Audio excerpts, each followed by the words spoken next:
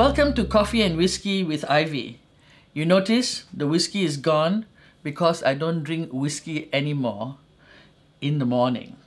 And I hope you enjoy my climate change tree that says pollution, greenhouse gases, soil erosion, carbon footprint, rising sea levels.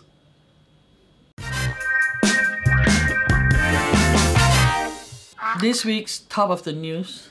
Panel, be willing to pay more to lift low-wage workers' income. We have Lin Boon Heng, this wonderful guy called Zainal Sapari, and of course, Ambassador at Large Tommy Koh. Professor Koh said, Singapore is too unequal. I'm embarrassed at being ranked by the United Nations as the second most unequal society. He went on to say that there is too much poverty here, citing a Lian Center report that said between 100,000 and 140,000 households here live in absolute poverty. Now, those figures are households. If you multiply by 3 or 4, it means a lot of people live in poverty.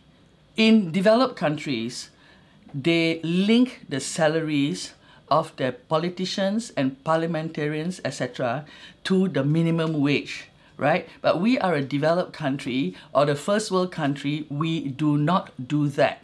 I am suggesting that we do that, to be truly honest. You know, I also have another suggestion.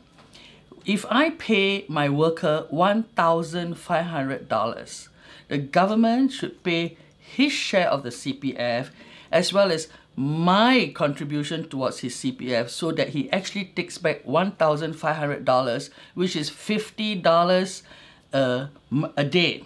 Stop handouts. Give people dignity. It's called a living wage. How much do you need to live? And don't tell me it depends on where you eat and what you eat.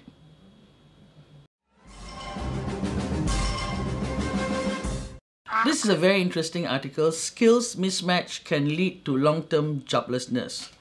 We are not talking about real jobs. Things like carpenters, things like electricians, things like chefs, things like farmers, things like teachers, because we are getting cheaper, better and faster monkeys to do all these jobs. One day, when these cheaper, better, faster monkeys are gone, and you will be replaced by a machine, then people will realize that these skills are the ones that we need going forward. 3 Singapore MPs grill Facebook's senior executive on fake news. But the fact that the 3 Singaporeans included Pritam Singh, who is a member of the opposition party, right? I think this speaks well for Singapore. We must not think that the brains are only with a certain group of cronies, but Singapore must tap all its brain power, including people in opposition. That is why it is critical for us to have opposition in Parliament to make sure all our views are represented.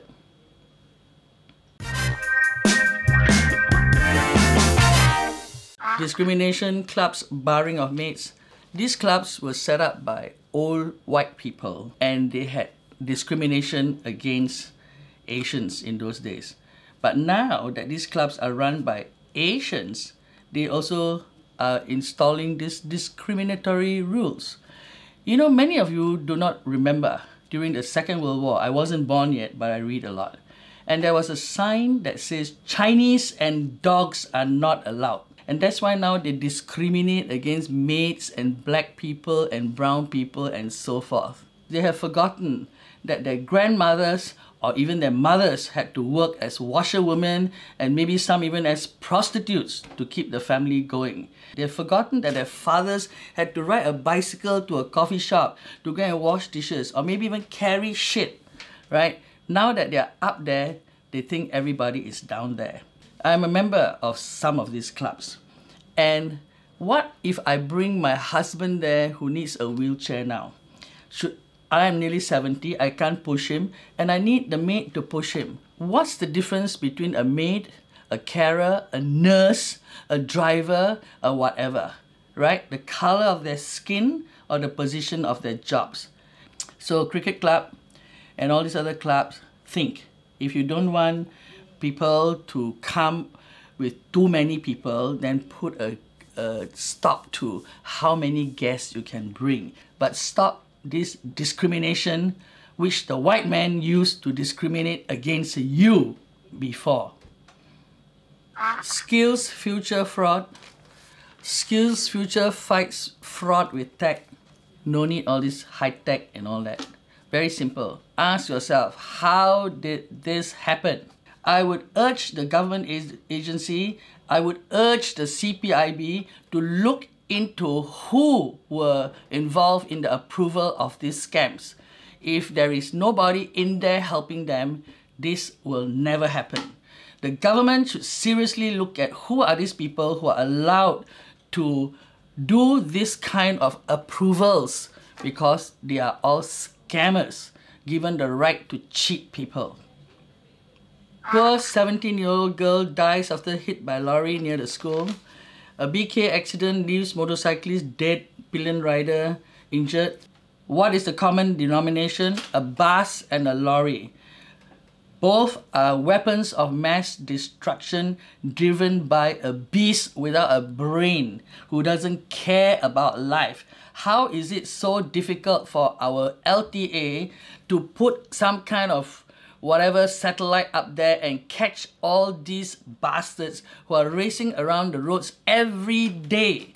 Even I am afraid of driving now because our roads are first-class roads but third world rules. You see motorcycles going in between, and if I hit one of them, he's sure to die. This is not allowed in developed countries. LTA are road builders. They should not be in charge of policing on the roads. Minister of Law, I urge you, do something about these people who are being killed. It's very sad.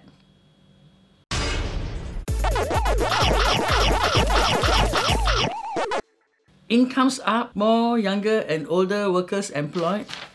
But the interesting thing is, local workers are earning more, with the median income of those working full-time rising to 4,437 a month. You know your salary. Do you earn anywhere close to that? More women taking up self-defense classes. Not just speaking up, they are fighting back. Really good. And Madam Emily Tan, who is taking self-defense classes with her husband and 2 daughters. 3 cheers to you. Power to women. President's challenge likely to raise record 13 million this year. Actually, I read somewhere that we're the 8th richest country in the world. So why does our president need to raise money for charity? Is the fact that we are 8th richest country in the world fake news? Or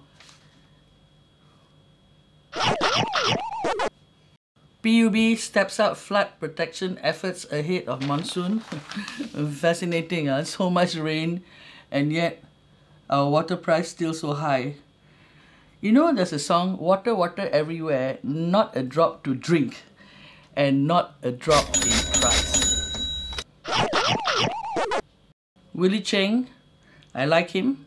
He has done a lot when he was the president of the Institute of Directors. And he wrote this article, The Resurgence of Ethics in Corporations. In short, people who run businesses, people who are professionals, should return to a conscience-based system. They should not just think of making money at any cost. So, all of you in business, please read this good article. Today, my parting shot is not a parting shot, but a parting kiss for this lovely teacher whom the students call Mummy. Her name is Miss Vinotini Mariappan. She took the trouble to understand why this kid wasn't doing well in ITE and discovered that the kid didn't have a computer, so she lent her computer. Then she also realized that this kid had no money to eat, so she always bought her some food. 3 cheers to a really good teacher. May all teachers follow her example.